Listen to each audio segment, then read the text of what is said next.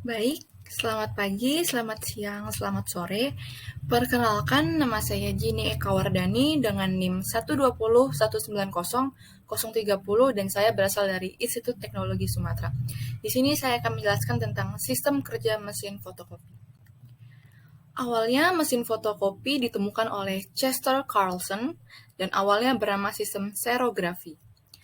Chester Carlson mengawali pekerjaannya sebagai penyalin dokumen paten di sebuah perusahaan analisis paten. Setelah dia karena dia ingin pekerjaannya lebih cepat selesai, akhirnya dia membaca seluruh referensi yang ada dan akhirnya ia menemukan konsep elektrografi yang sekarang dikenal sebagai mesin fotokopi. Melalui teknik ini, Carlson telah menemukan cara yang mengubah pandangan penulis yang harus menulis ulang dokumennya untuk diperbanyak. Teknik ini kemudian dipatenkan pada 6 Oktober 1942 dan akhirnya ia berpulang pada 9 September 1968 dan hasil temuannya tetap abadi dan sangat membantu peradaban manusia. Prinsip-prinsip dalam mesin fotokopi. Terdapat 7 prinsip sebenarnya.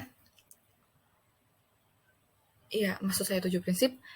Yang pertama adalah permukaan fotokopi konduksi diberikan penimbunan listrik positif. Yang kedua, permukaan fotokonduksi tersebut kemudian dibiarkan menyentuh gambar dari dokumen. Yang ketiga, penimbunan listrik dihamburkan pada bagian yang bersentuhan. Yang keempat, serbuk yang bermuatan negatif yang dihamburkan akan menempel pada bagian yang bermuatan positif dikarenakan daya tarik-menarik elektrostatis. Yang kelima, selembar kertas diletakkan pada gambar yang terbentuk oleh serbuk dan diberikan muatan positif.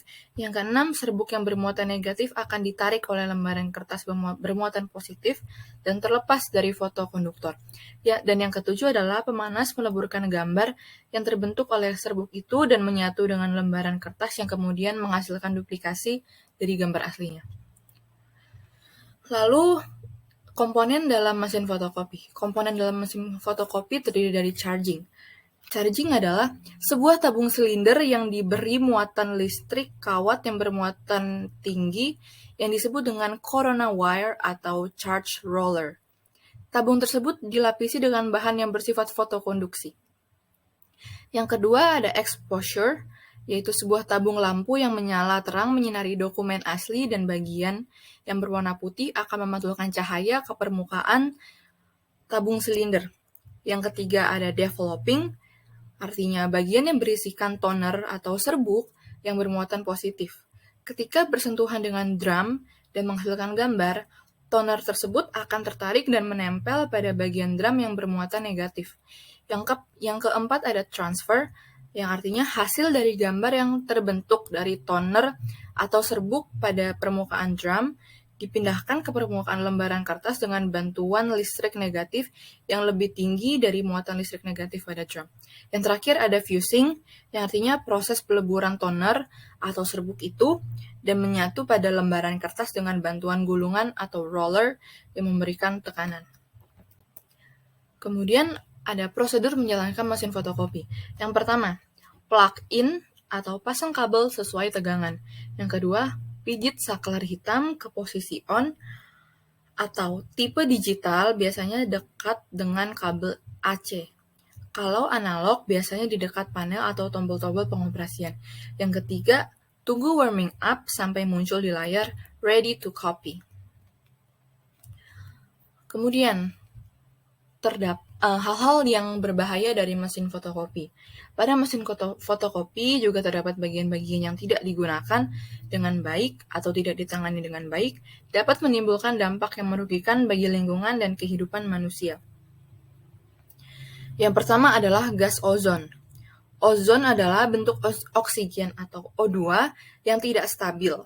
Ozon itu sendiri terdiri dari 3 molekul oksigen yang jika dipelajari berdampak negatif bagi kesehatan manusia. Yang kedua ada toner. Toner sudah dijelaskan tadi, toner adalah serbuk. Toner adalah bubuk yang digunakan pada printer laser dan mesin fotokopi untuk membentuk teks dan gambar yang dicetak di atas kertas. Yang ketiga adalah efek noise. Mesin fotokopi fungsi ganda berkecepatan tinggi dapat menimbulkan suara bising. Mesin fotokopi yang lebih tua dapat menghasilkan lebih dari 75 desibel kebisingan dan mesin fotokopi daya yang lebih besar menghasilkan 80 desibel kebisingan. Tingkat kebisingan yang lebih cocok untuk area kantor harus kurang dari 60 desibel. Baik, sekian dari presentasi saya. Terima kasih.